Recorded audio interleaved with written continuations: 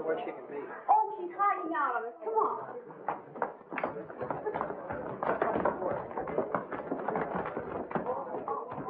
Have you seen Gene and Cliff? No, not lately. Well, look under the beds and in the closet. And if they're not there, we'll go to the basement and the garage. You think the hostess would be in the middle of things when we unmasked instead of playing hide and go seek? Yeah, listen.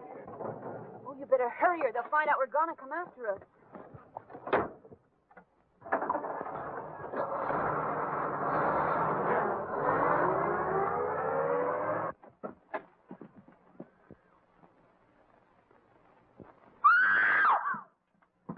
What's the matter? Oh, it's Mr. Kessler. Yeah, just let me in. Come on. Let's get him on the table. On his feet. What is it? What's happened? Here, let me see. Take your head out. Don't excite you. Get over here on the bed. Okay. There you are. I'm afraid he's dead. Oh, how awful. Well, I'll be doggone. Do you think they'll follow us? They can't. I cut the ignition wires on all the cars. What if they should telephone ahead? I cut the phone wires, too. Oh, I'm beginning to get scared. Now, don't worry. Plain murder. 3 knife wounds in his back. Better call the police, Lennox. Yes, sir. Come on, you all better get out of here. You can't do any good. Come on, let's go.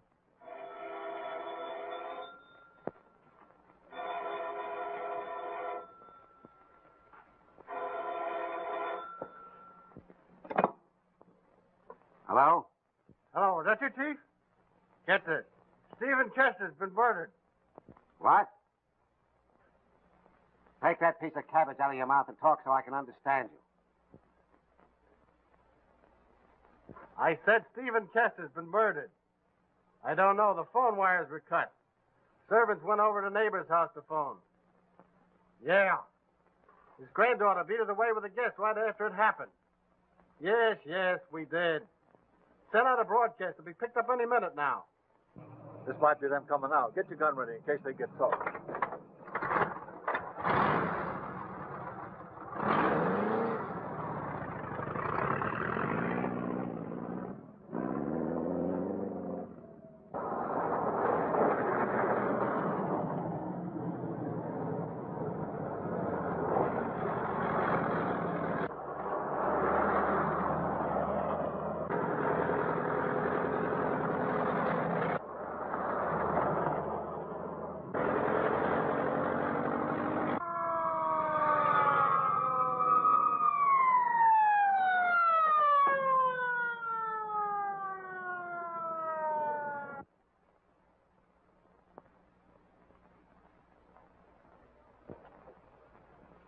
Come on, move over, buddy. I'll drive. What's the idea? I was only doing 50. Oh, please, mister, let us go. We'll pay the fine. We're in a terrible hurry. Now, cut the comedy, sister.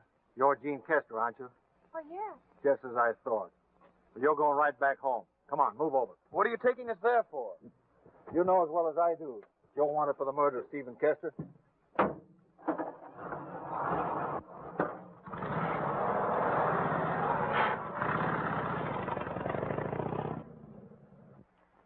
The list of the people who were at the party. They've all gone home now. I figured we'd have our hands full with the house guests and servants tonight. Say, if it wasn't that granddaughter of his or a sweetie, I'm a pelican. There are times when you resemble that noble bird more than you do a detective. Oh, so you got him, huh? Thanks a lot. Oh, Chance. Yes, sir. Take the 2 of them in there and see that they don't make another getaway. I'm going upstairs to the doctor, see if he's finished. Come on.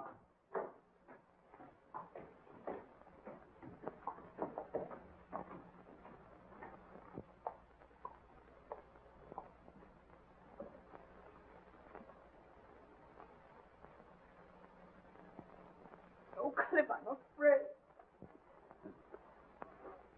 Poor grandfather. After all, death isn't so terrible to the one it strikes. It's those who live on, safe and protected in body, but troubled in spirit who suffer. Don't you think? He was wearing this thing when we found him. He lives to be about 70 and then decides he wants to be a Chinaman. Who are you?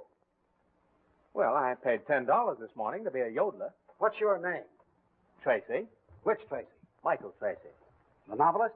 Well, I'm not exactly a novelist. I write detective stories.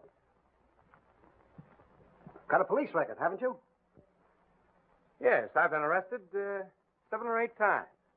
4 times for creating a disturbance while under the influence of alcohol. 3 times for soaking a cop on the nose, and once for murder. I was exonerated from that, though. You see, I only commit murder with pen and ink. What are you doing here? Well, I'm a friend of Miss Kester's. I'm spending the weekend here. And been doing a little sleuthing on the side since the murder, I suppose. Well, I've been keeping my eyes open. Well, we don't want anybody gumming things up, so don't figure to help us out. Well, I know a few things you might like to hear, but I'll try to keep them quiet. You'll get a chance to spill it when the time comes.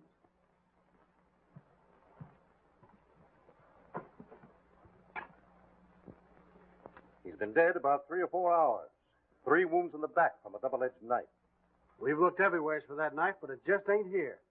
Well, maybe the guy that did it's a sword swallow. I'm going to start throwing some questions. You stay here, let me know what the fingerprint men find. What's your connection here? Well, or rather I was, Mr. Kester's private secretary. Say, a guy who thinks up mystery stories could have thought up this one, too. Probably. However, the victim was suffering from angina pectoris. He would have died anyway before long if he hadn't been killed. Sure. I guess somebody got tired of waiting. Or maybe he was mixed up with a... Nah, he's too old for that. Where's the girl? Miss Kester was very upset. What with hearing about her grandfather and being hauled around like a common murderess, she went to her room with her maid. Maya's watching her. All right, sit down, everybody. Take it easy. Supposing you tell me about the last time you saw Mr. Kester alive. I know all about how he was found. Well, Mr. Kester was having difficulty putting on the papier-mâché head, so I helped him. Then I came downstairs. Miss Kester had asked me to have the orchestra give a roll of the drums at the end of the third dance as a signal for everyone to unmask. Did he come down and join the guests? Yes, sir. Where were you during the third dance?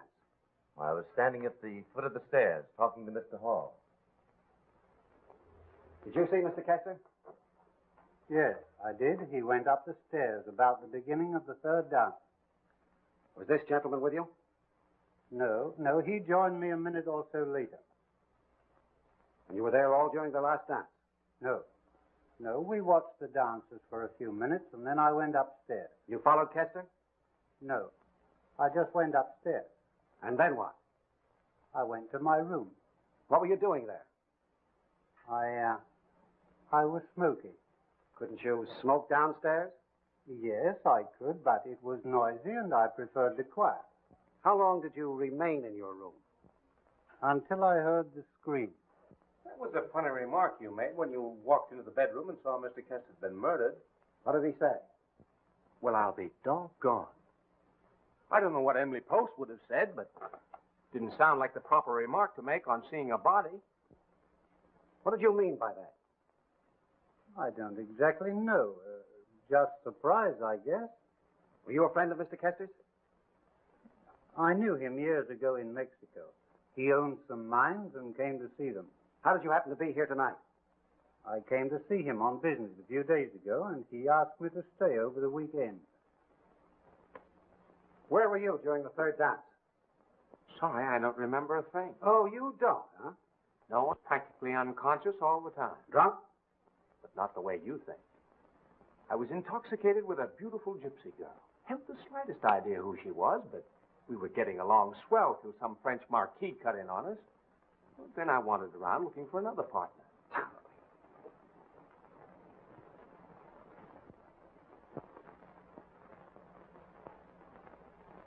Young man, I suppose you know that your actions tonight have been mighty suspicious. Are you accusing me of murder? I'm not accusing anybody. I'm simply trying to find out who had the motive and the opportunity to do it. Now, you come right down off your high horse and answer my questions civilly. Now, where were you when it happened? I can't very well say because I don't know when it happened. Well, where were you during the third dance? I was out on the ground smoking. By yourself? Yes, until I grew tired of smoking. Then I walked back to the veranda and met Miss Kester. She told me she had a headache and asked me to take her for a ride. Then we both got in her car. Did you have any trouble starting it? Yes. Someone had cut the distributor wires. I put them together again, and we left just as they were unmasking. You and the young lady you're engaged to don't seem to care much for dancing, do you? I don't know what you're talking about. I'm not engaged. I'm talking about Miss Kester, and you know it. Oh, I know. Everyone seems to think we're engaged. But as a matter of fact, we're just good friends. Well, that's all I'm going to ask you tonight, but I want to see all of you in the morning.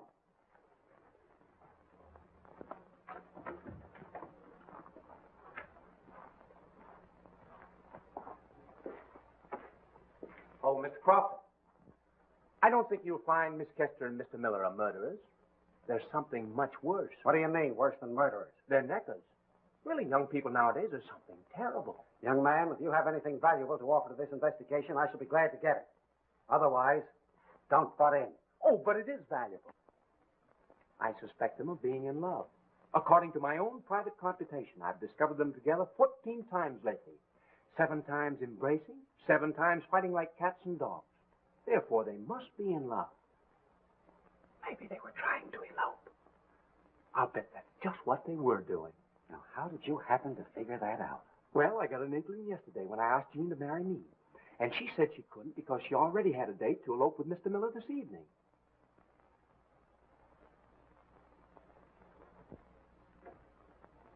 Well, he'd better not ask me because I won't tell him anything. Oh, this is Mrs. Pritchard, Mr. Crofton. How do you do? How do you do? Just what is it that you're not going to tell? Nothing that would interest you. Everything interests me. Mr. Kester was seen going up the stairs at the beginning of the 3rd dance. After it was over, he was found murdered. Now, just what were you doing during that time? I was dancing. All the time? Come on, you might as well tell me. I'll find out sooner or later. Well, no, I wasn't. I mean... Well, what do you mean? I mean that once during the dance, I did go upstairs for a minute. What for? It's too bad a lady can't go to her own room. Mrs. Pritchard, how long were you in your room? Only 2 or 3 minutes. Anyone upstairs at that time? I didn't see anyone. Notice anyone in Kester's room? No, the door was closed, I think. You're sure you didn't see anyone? I tell you, I didn't see anyone upstairs. I don't believe you. Do you mean to tell me I'm lying? Yes. You saw someone upstairs, and you're going to tell me who it was. But I tell you I didn't. I didn't. Don't lie. Because it'll only be all the harder for you. But I tell you... Who was it? All right. I'll tell. And you did see someone upstairs. What were they doing? Well, I opened the door to our room and started out. Then I remembered I'd forgotten to turn out the light in the bathroom, so I went back. And just as I stepped into the hall, I saw someone coming out of Mr. Kester's room. Who was it? Come on. It was Jean Kester.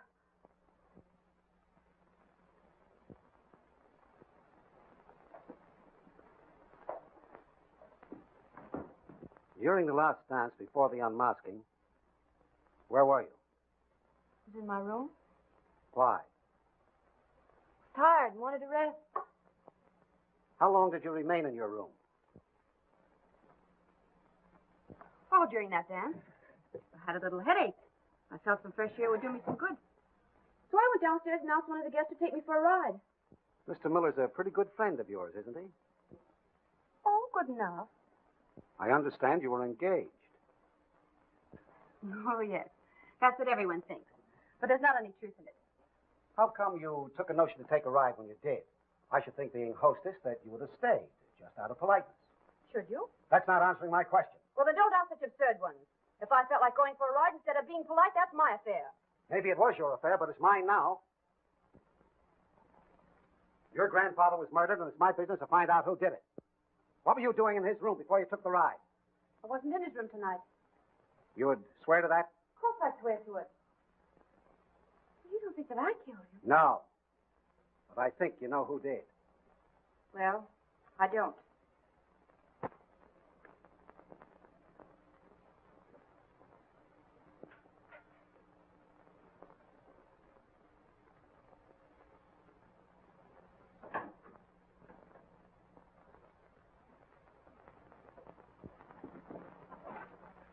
Can I go to her now? I want to ask you a few questions first. Where were you during most of the evening?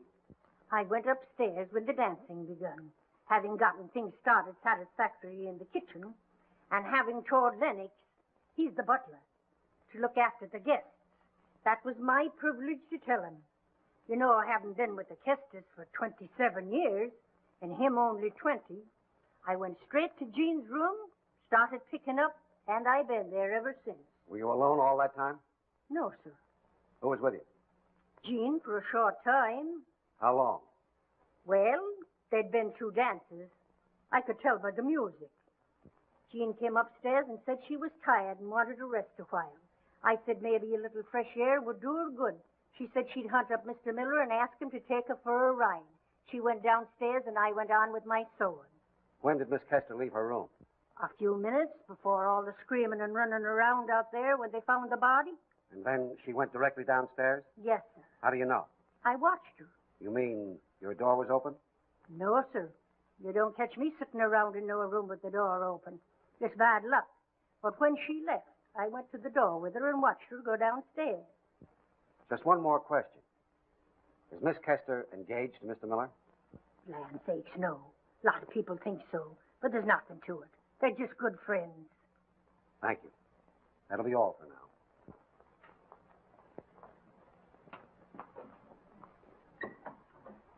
I wonder if you were struck with the same thing I was. What was that?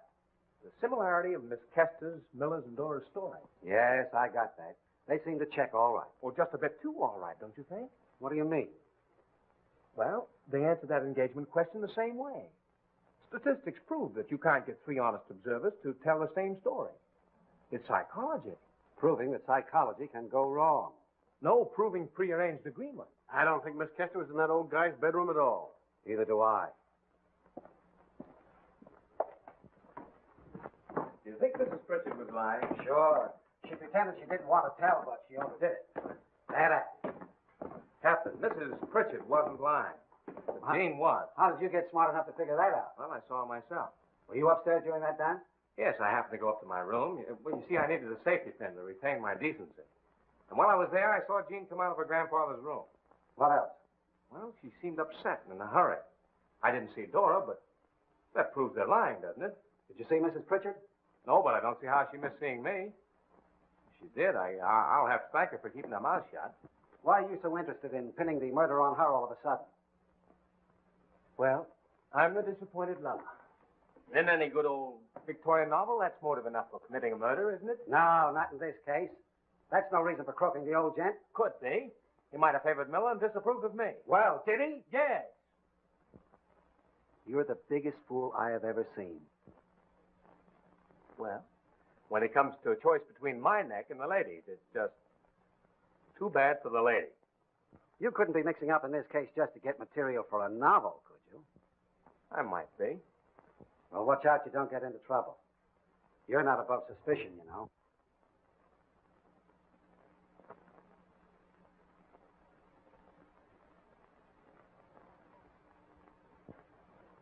I'd like to talk to you.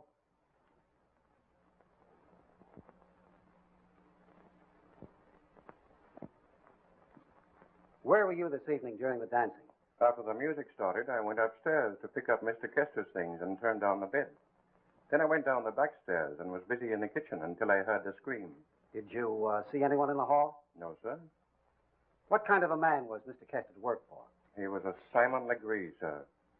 It's been most difficult to put up with him these past 20 years. Pardon my saying it, sir, but there's no one who won't be glad that he's gone. Did you have any quarrel with him lately? No, sir. I never argued. I just kept my feelings to myself, sir.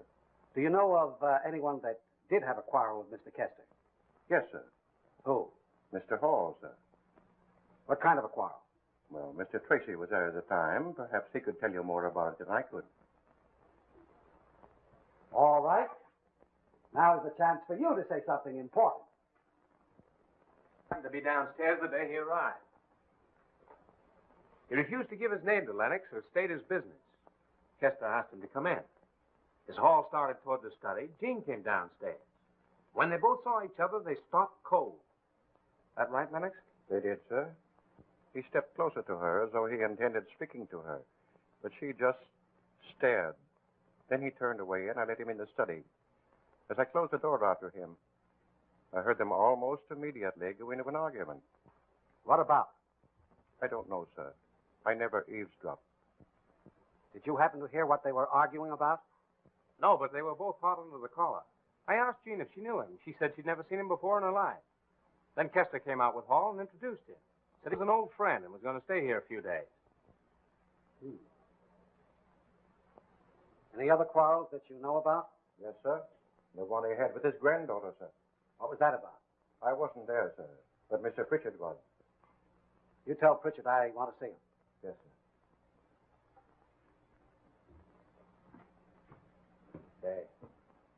Did you notice that he never dropped that "did you ring, sir" attitude all through the hubbub? Well, what of it? Well, I'm never satisfied with a murder unless it involves an old family retainer.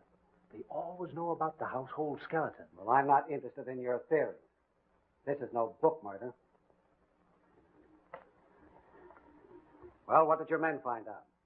The ignition wires and the distributor wires are cut on all the cars except the one Miller drove away in. And the ignition wires are cut on that. And the telephone wires are cut twice. Meaning what? Well, I'm trying to figure it out. In the meantime, we're looking for shoes. Shoes? Yeah, where the wires were cut on the Kester's bedroom, there's an impression of a heel. We've made a cast of that. Want to see me? Oh, yes. I understand that Miss Kester and her grandfather had a quarrel yesterday. What do you know about it? Well, Mr. Kester rang for me, and as I was going down the hall, I heard the sound of their voices.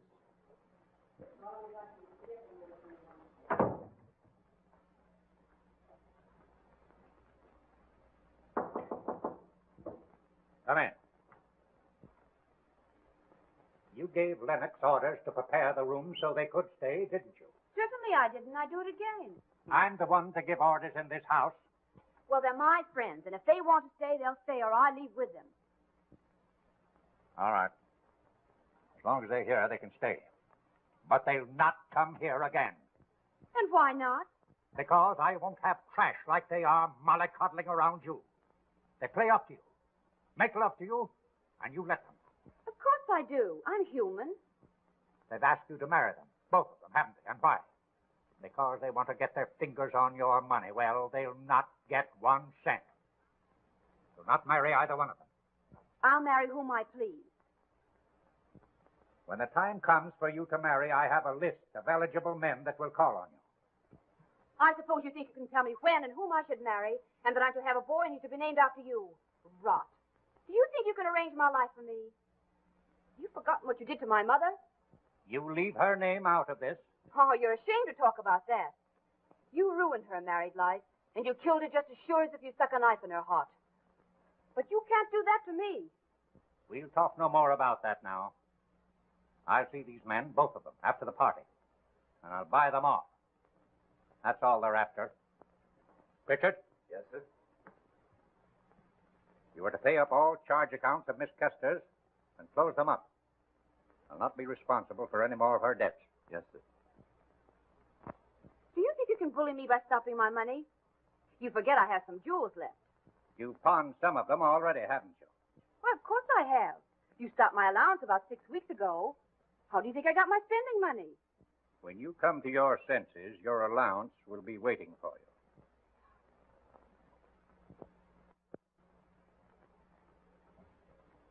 you. $200, $400, $600, $800, $1,000, $1,200.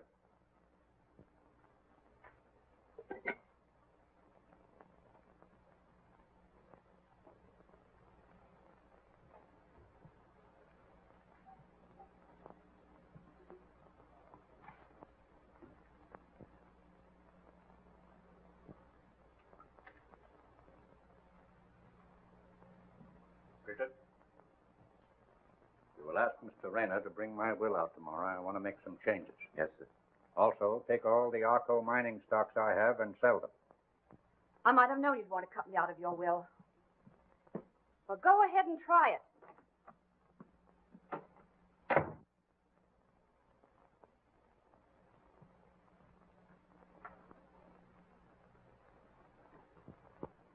Then I left. I sent the checks to close the charge account and delivered his message to Mr. Rayner. You know what the reference to her mother was about? Well, not exactly. Miss Jean's mother died when she was 2 or 3. Her father also. I think they lived in Mexico. Then Mr. Kester brought her here. Since then, she's been at one school and another. For the last few years, have been in Europe. Well, I guess we all better get a little sleep. Oh, you get hold of that lawyer and the will the first thing in the morning. Yes, sir. Say, do you suppose Hall being from Mexico fits into that story about Jean's mother? Oh, any fool could figure that out. Put that in your book. Mr. Rayner, have you a copy of the new will? Yes, sir. But it was never signed. In just what way does it differ from the old one? The residue of the estate, instead of going directly to his granddaughter, was to be held in trust by Mr. Hall, and then go to Miss Kester or her heirs on his death.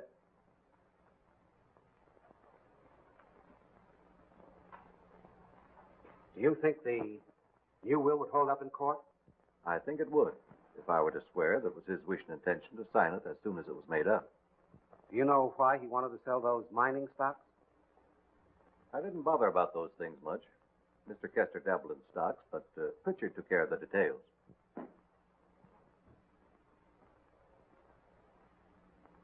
Mr. Kester disinherited his granddaughter and was murdered before he had a chance to sign the new will.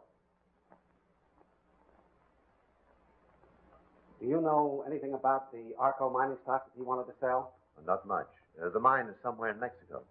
Do you have a list of those stocks? Yes, sir. Where did he keep them? In a little black book. He generally kept that in the wall safe in his bedroom. Do you know the combination of that safe? No, sir. Who did? Mr. Rayner. And Miss Kester. She sometimes kept her jewels there. I'd like to have a look at the contents of that safe, Mr. Rayner. Yes, sir.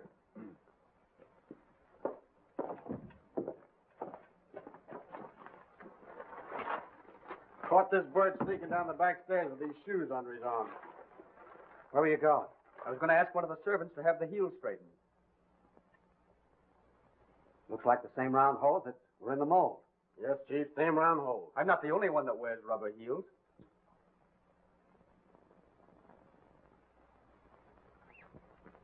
You sit down over there and keep cool. I'll attend to you later.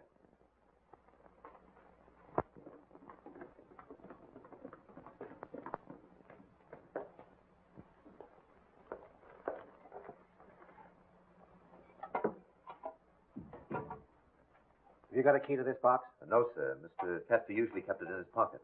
I'll take a look among his things. Never mind. The lid's been jimmied.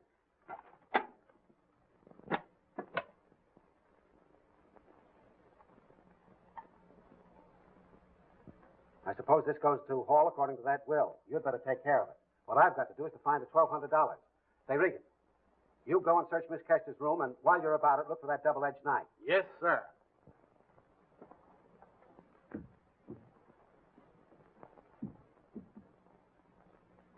This what you're looking for? What are you doing with that? Cutting open some of the pages in this book. May I have it? Sure, I detest knives. Ever since my uncle, he was a banker, stabbed himself in the vestibule. We can do without your comedy. Okay. Where did you get this? On the roof outside Mr. Kester's bedroom. I found it this morning. Did either of you ever see this knife before?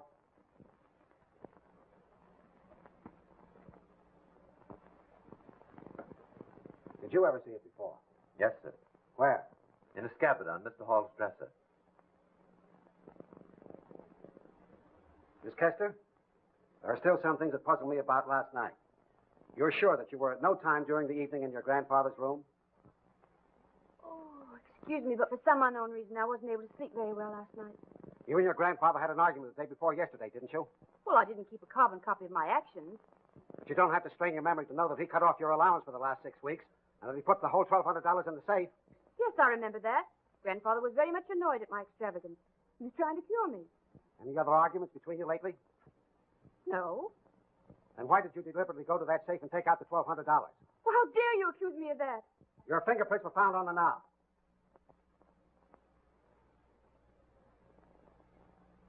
Why did you take that money? But I didn't. I tell you, I didn't touch the safe. Lying won't get you anywhere.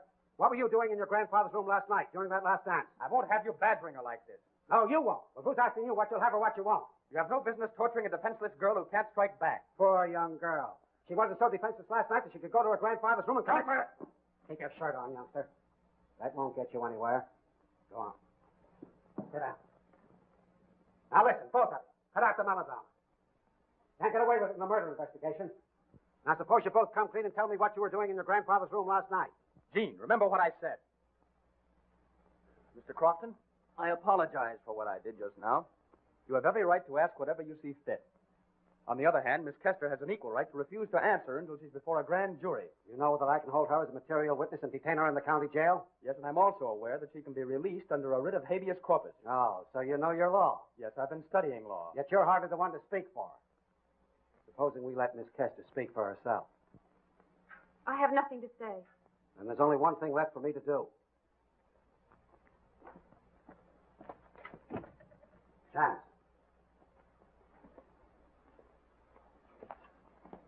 Place Miss Kester under guard till I can take her down to Mineola. Come on. Not you. I want to ask you some questions. You'll find it useless. I refuse to answer anything you may ask me. Even before you know what it is. Even before I know what it is. Found it, Chief. In Miss Kester's room? No, I couldn't find a thing there. Her maid was acting suspicious, so I locked her up and searched the room. Found it tucked in her knitting yarn. All right, keep your eyes on these two. They're under arrest. Murder? No, as suspects. Oh, come on, you two.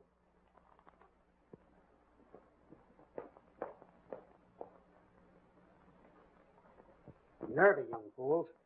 Oh, I think they're just scared. You think? Well, I think I've got this case about sewed up. But I've got to get them before the grand jury before I can get anything more out of them. Well, before you make the arrest stick, you better investigate that.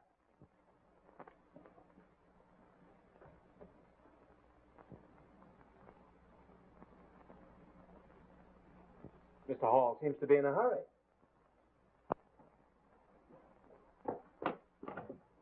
Regan, Chance! That Hall guy's trying to make a getaway over the fence. You get hold of him and bring him right back. You understood my orders that no one was to leave this place, didn't you? Yes. Then why did you try to make a getaway? I can hardly approve your choice of words. Answer my question. I was merely trying to catch the 227 for New York. What for? I had an engagement. Who, with, what for, and where? I had an engagement with my lawyer, Mr. Bertram F. Howe. When? Tonight at 6 for dinner at his apartment. What for? The nature of my business is purely personal. Oh, in other words, it's none of my business, I suppose. If you prefer to put it that way. Well, I've had enough of that kind of talk today, and I'm tired of it.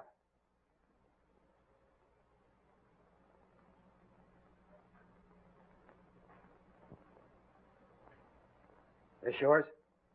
Yes. Then you admit it.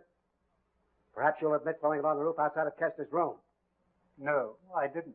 It's been missing from my dresser for 2 days. Did you report that to anybody? No. Well, that's all now. Well, I check up with that lawyer of yours. Don't you try to make a getaway again.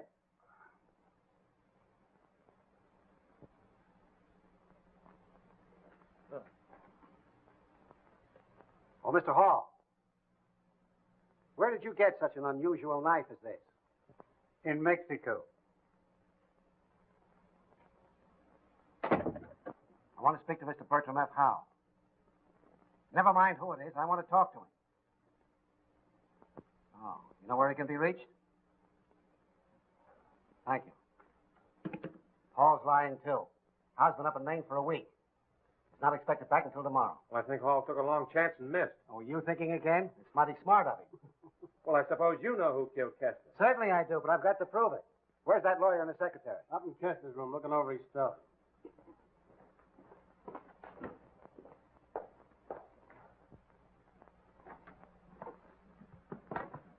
Anything missing? Can't find anything out of the way regarding his investments. Of course, I can't be sure I'd like to check his deposit box. You fellas were pretty close to Kester. Ever hear him mention Hall? I've never heard his name mentioned in the 10 years I was associated with Mr. Kester. Just an idea of my own, of course, but on one or two occasions I heard Mr. Hall mention the Arco Mining Company, and Mr. Kester seemed well uncomfortable. Kester owned some of that stock, didn't he? He did until day before yesterday. I sold the last of it for him.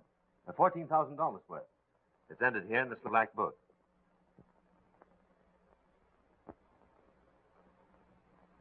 Did Hall have any visitors since he's been here? No, sir. Any phone calls? Not that I know of. Did he write any letters? Yes, sir, he did. A few days ago, he rang for me, handed me a letter, and asked me to have it sent registered special delivery. Did you notice who to? I did, sir, seeing as how he wanted it registered.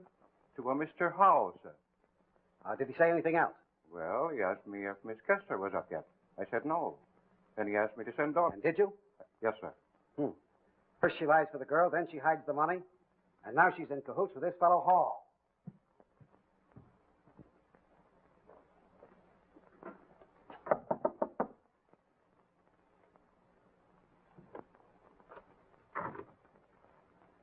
When did Miss Kester give you that $1,200 to hide for? What $1,200? The $1,200 was found in your knitting ball. Come on. You know what I mean. I swear with the Holy Mother of... I haven't any idea how that $1,200 got in my knitting ball. I must say it's risky business to be playing tricks and hiding $1,200 in my knitting ball. Stop saying $1,200 in your knitting ball. Yes, sir. Do you know anything about this fellow Hall? He's a very fine gentleman and very generous, too. Annie, the second maid, was telling me he gave her $1. He said just because she was so pretty, but never a bit familiar, just kind and generous. Ever hear Kester talk about him? Never a word. Did you ever see him before? Never set eyes on him. Then what did he want with you in his room yesterday? Lennox was allowing his room to be neglected. Only one washcloth, and a broken curtain sash, and the dust was 3 inches thick. You should have seen it. Why did you tell me Miss Kester went directly downstairs when you knew she went to her grandfather's room? She didn't. I saw her go downstairs. Mrs. Pritchard told me she saw her come out of that room. If you want to believe her, go ahead. 5 years I've known her, and never a word of trust could I put in her. Thank you. She's grand. Tremendous. I'd take my hat off to her if I had a hat on. She's a marvelous liar, if that's what you mean. It looks to me like a murder syndicate. Miss Kester, Miller, Hall, and Dora. All of them know something they're not telling. And their lies don't hang together. There's something I should have told you about a while ago, but he was such a decent fellow that I hated of him. What is it? This. I saw it fall out of Hall's pocket right after lunch. Thank you. Thank you very much. Blood? Of course it is. Or you'll find it's his own. I was walking around the house with Hall morning, and he got a nosebleed. That guy hasn't got blood enough to get a nosebleed.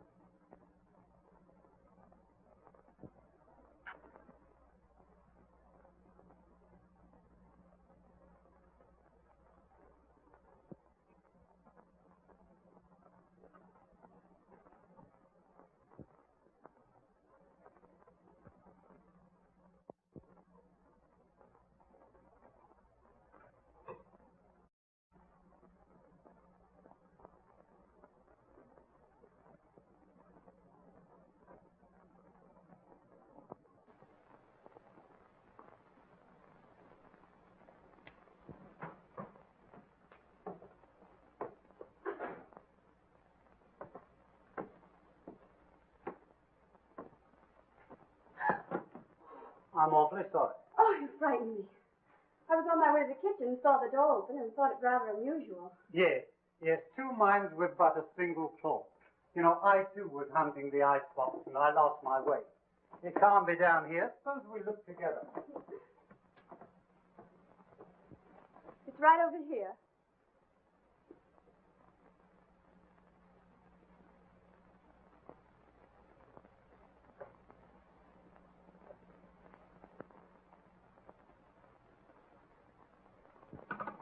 Hello, Glutton. Save some rice pudding for me.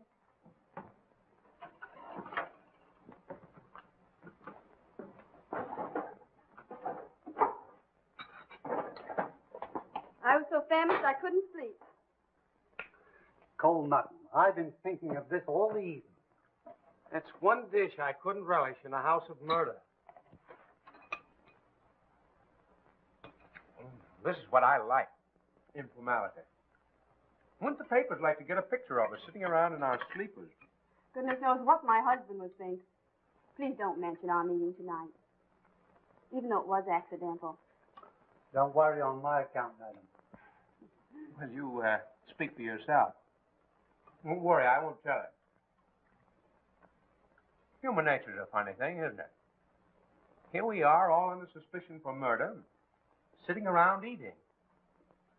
We must have clear consciences, or none at all. Your insinuation is unjustified, Mr. Tracy. My conscience is clear enough to resent that remark.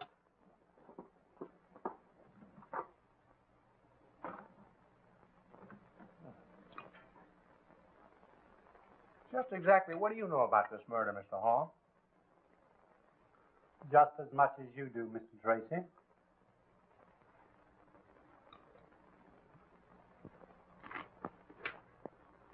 How do we know you didn't do it?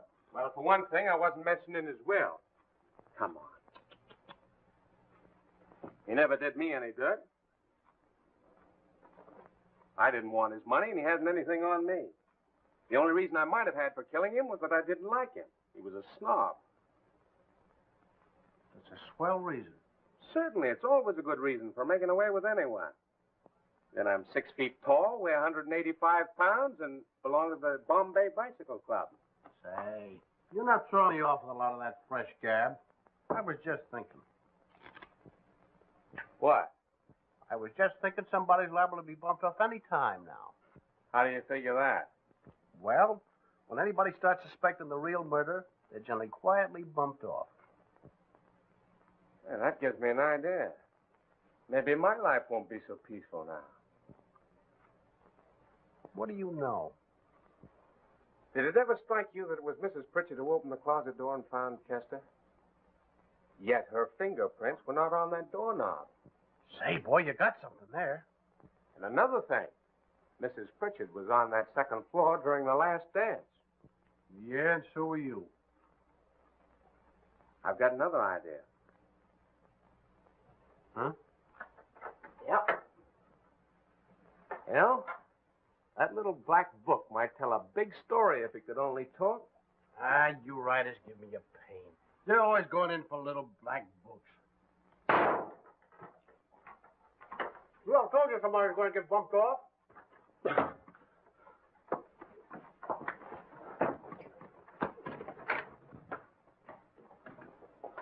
was that? Don't know yet. Keep quiet. Where was it? Shut up, everybody. That was a shot. Sounded like it came from over there.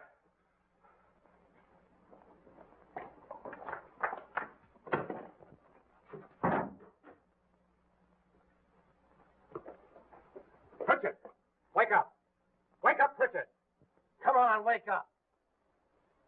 What's the matter? Wake Come up. on, wake up. What's happened? We heard a shot, and it sounded like it came from this room. Anyone been in here? Oh, where's my wife? How do I know? Who sleeps next door? Mr. Hall.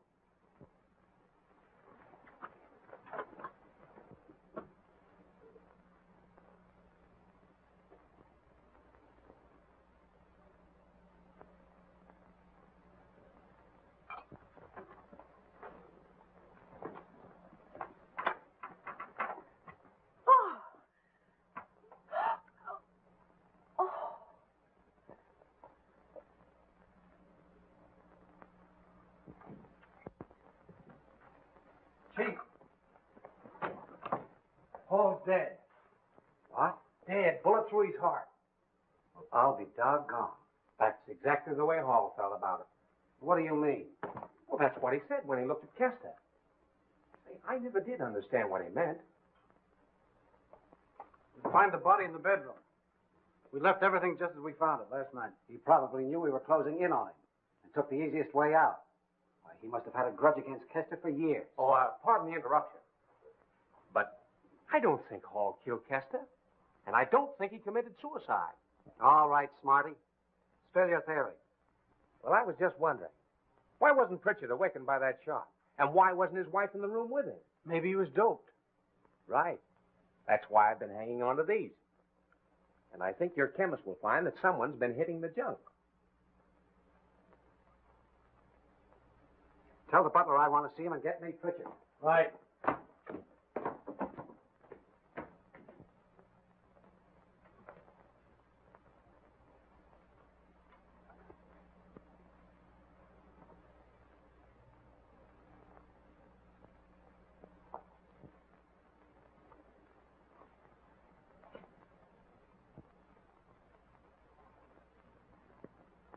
Go on. Funny, I don't seem to be able to keep awake. You had a glass of wine last night, didn't you? 2 glasses.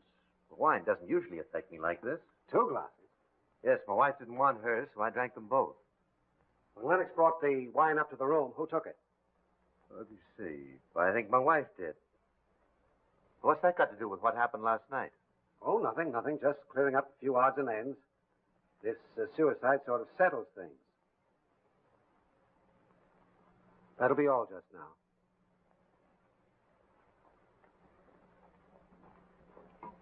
Where was Mrs. Pritchard last night? Well, let me think. I don't know. I didn't take any notice of her until after everything was over.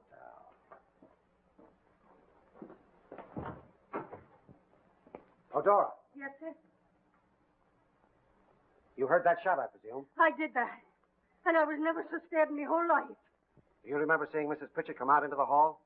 No, sir, I didn't. When I left my room, she was still there. I don't remember when she left. Your room? Yes, sir. What was she doing there? She was sleeping. She came in and woke me out of a sound sleep, saying as how nervous and scared she was and wanted to sleep on the day couch. Was she in the habit of doing that? Not in the 5 years that I've known her. Which, if you ask me, is 5 years too long. Thank you.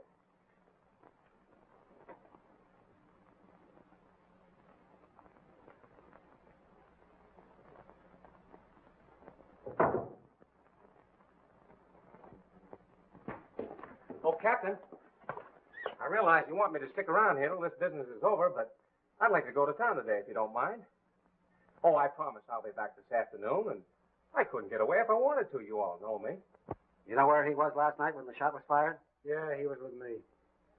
All right, then, you can go. Thanks. But listen, no funny business. Put a tail on that guy. I sure would like to pin something on him. Now, don't tell me you saved enough money to buy Arco mining stock. No. Tell me what you know about this company. Well, the Arco mine is in Mexico. It was developed under a partnership between Stephen Kester and a fellow named Roger Hall. And back in 1914, Kester froze the other fellow out, unloaded his stock, forced the prices down, and left Hall holding the stack. Since that time, he's bought a lot of that stock back, and now it's one of the most valuable stocks on the market. How much stock did Kester hold? Well, you'll have to see the bank he did business with to find that out. All right. Suppose you use your influence with that banker and call him up and have him have all the information when I get there. I'm in a hurry.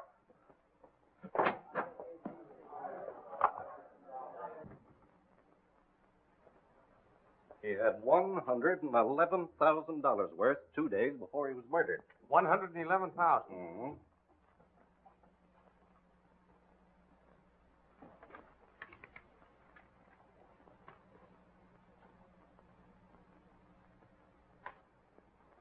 Thanks.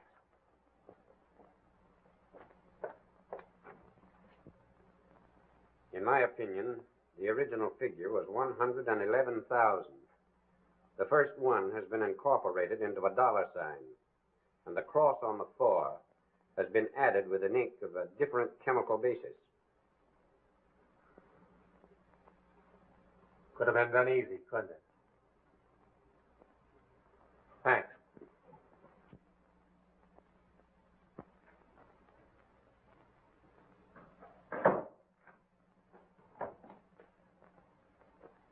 Well, here I am again. Where's everybody? In there. Then Mr. Hall didn't have a dinner engagement with you last night. No, he did not. You've heard from him lately, though. I received the letter which you have there.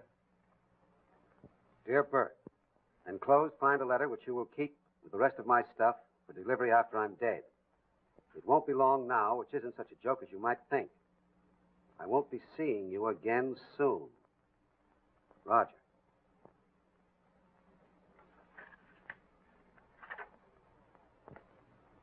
You knew Hall pretty well, didn't you?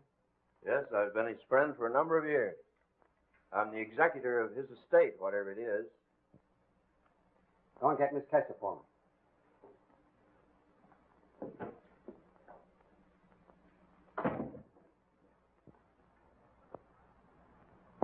You can tell by the way they're acting, they don't think it's a suicide. Cliff, it's no use. We can't go on. We've got to tell them. Gene, now do as I say. You've got to keep your mouth shut. It's our only chance. You don't know the police like I do. Come on, Romeo and Juliet. The chief wants to see you. Come on.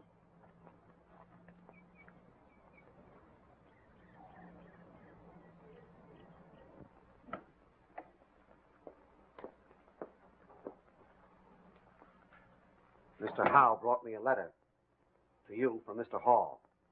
Well, I don't understand. Why should he write me a letter? It was to be delivered to you after his death. I'd like you to read it.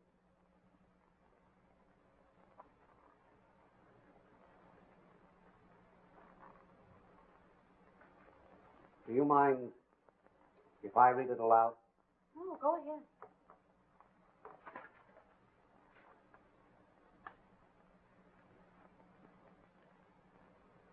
Dear Jean, once upon a time, many years ago, I amused you for hours by crawling on all fours with you on my back.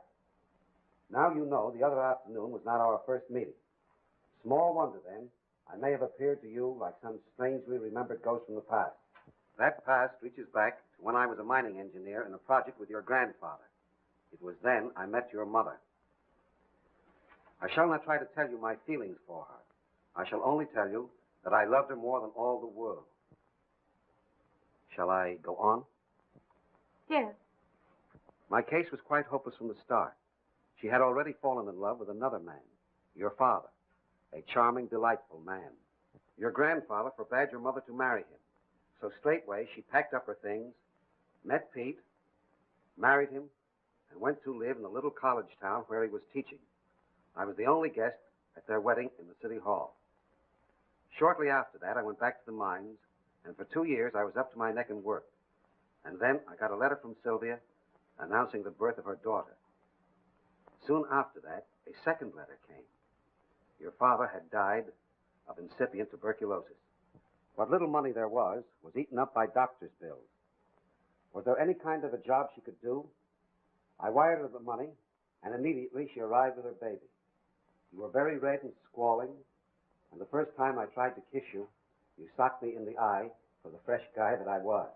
Sylvia took a job in the mine office, helping with the bookkeeping, doing clerical work, and writing some letters for me.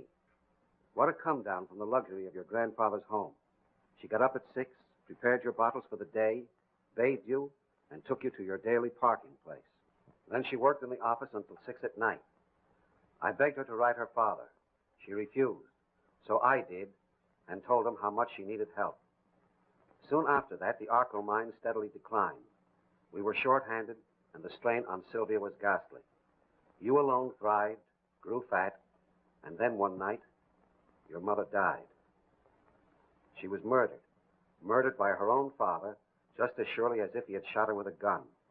He murdered her, and so help me, I'm going to murder him. But I'm getting ahead of myself. You were left behind, and what a puzzle you were. I thought for a while I would keep you for my own, but I soon realized the folly of that. So again, I wrote your grandfather. Then Dora arrived. I didn't feel so badly parting with you when I knew she was to be your nurse. I've had my hands full the last few days to keep her from telling who I am. After all these years, I found myself back in New York. I couldn't resist the temptation to take one more look at you before I died.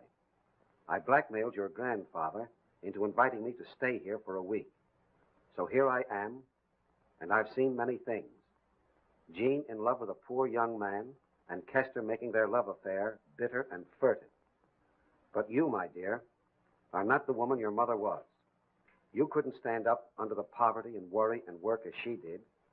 And so for the sake of Sylvia, whom I loved, and for charming Peter, and for the baby who socked me in the eye, I'm going to solve your problems for you. It's a very simple solution.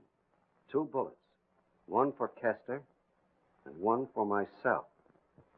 Just when I shall do it, I haven't decided yet. I can see too plainly the smoldering, maddening frustration that your Cliff is trying so hard to keep in check. I don't want him to beat me to the pleasure of murdering Stephen Kester. Lovingly, Roger Hall. That isn't true, that part about Cliff. The rest of it is, every word of it. He killed my mother and I hate him. But that isn't true about Cliff. No, I know what he meant when he looked at Kester and said, well, I'll be doggone. It was just pure surprise. No wonder he was surprised. Someone did beat him to it. Oh, why don't you let us alone? Why don't you stop digging into this? Hall admitted that he killed my grandfather and then committed suicide. Yes, he did. And that's just what we're going to do. Let it stand as it is.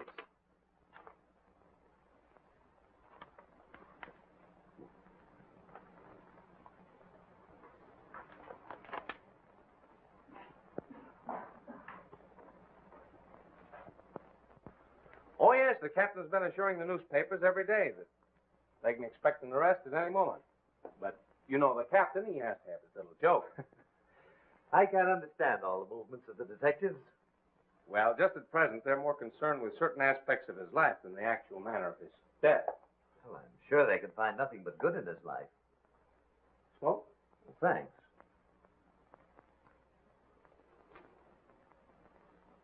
You know, we've been going through his notebook. And we found some items that are rather puzzling. But I thought he kept everything in his private book quite clear.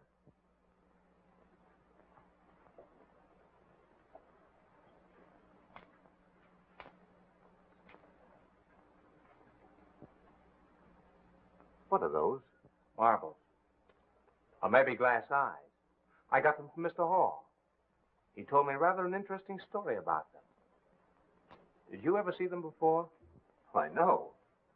Pritchett, just why was it necessary for you to change certain figures in Mr. Kester's notebook?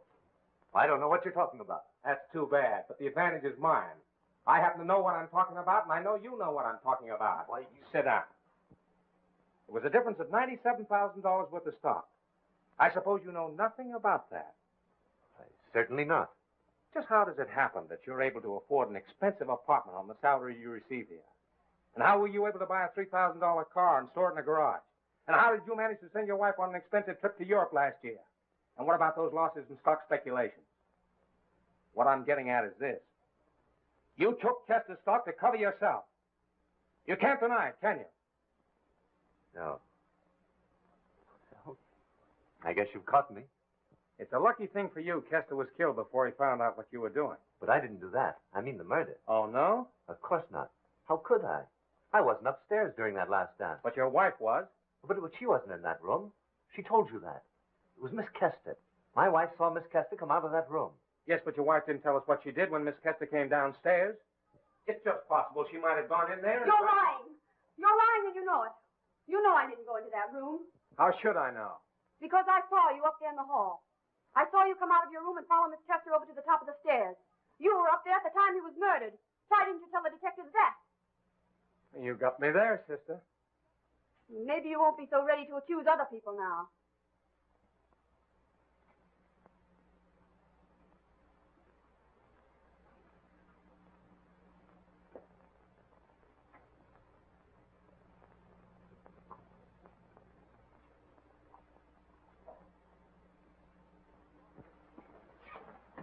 Crofton. Listen, you guys haven't discovered anything yet. You've been running around in circles. You want to hear some news? Do you think you can tell us anything we don't know already? Yes. There's going to be another murder around here pretty soon. And I have a sneaking suspicion I'm slated to be the victim. Oh, and I suppose you want me to detail about 20 men to guard that pretty body of yours, That's just what I don't want. But I want you to take all your men outside tonight. That's a good one. Do you know any more? Or you can throw a cordon of the whole department on the outside, but keep these halls clear. And I'll promise to be responsible. For your own murder? Sure. I won't close my eyes all night. Go on, let him get bumped off. I mean, one less guy to suspect. Well, it isn't going to do any harm to watch things from the outside, is it? I don't know. What are you going to do? Well, I'm going to play marbles.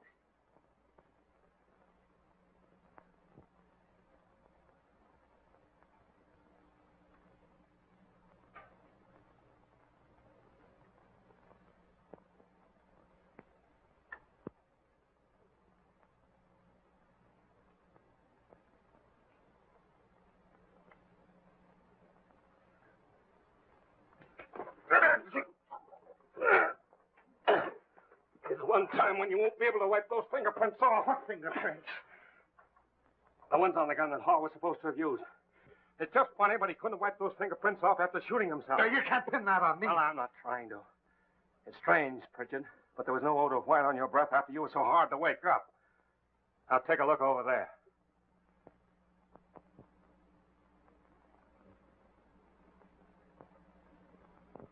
You made your first mistake when you bought two Chinese outfits from the same place. You made your second mistake when you threw one in the incinerator and tried to burn it. You forgot the eyes wouldn't burn, didn't you? Yes. Now I want to hear from your own lips. Just when you slipped that disguise off and showed up downstairs among the dancers. Come on, spill it. It was you down there among the guests, wasn't it? Yes. I thought so. I asked him a question, and he rushed off without answering it. I thought it was funny at the time. Well, come on, spill it. Just how did you do it? I went upstairs, just like Hall testified. Only it was me instead of Kester. And I slipped out of the outfit and threw it down the chute of the incinerator. I threw in lighted matches and papers. Then I went down the servants' stairs and showed myself at all.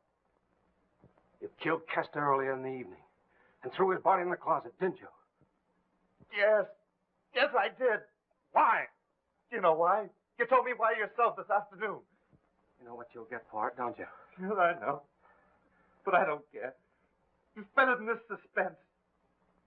My wife made me do it. She nagged me till I got myself in a hole I couldn't get out of any other way. I'm not to blame. She is.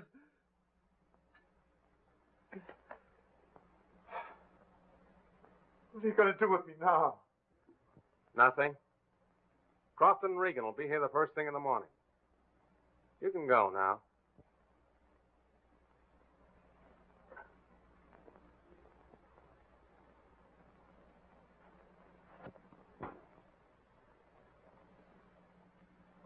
I said you could go now.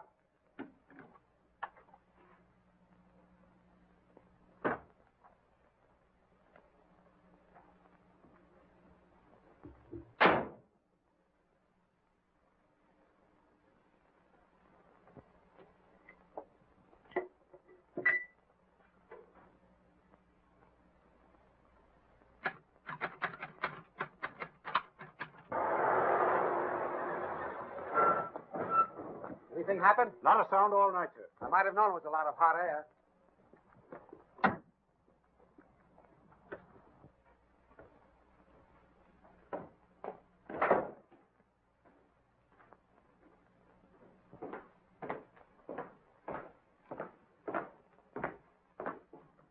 Oh, good morning, Captain.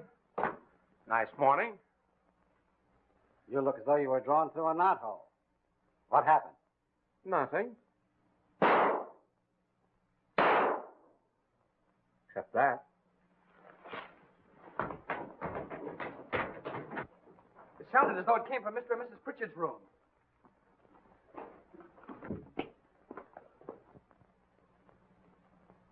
Well, I'll be doggone. Yeah, that's what Hall said.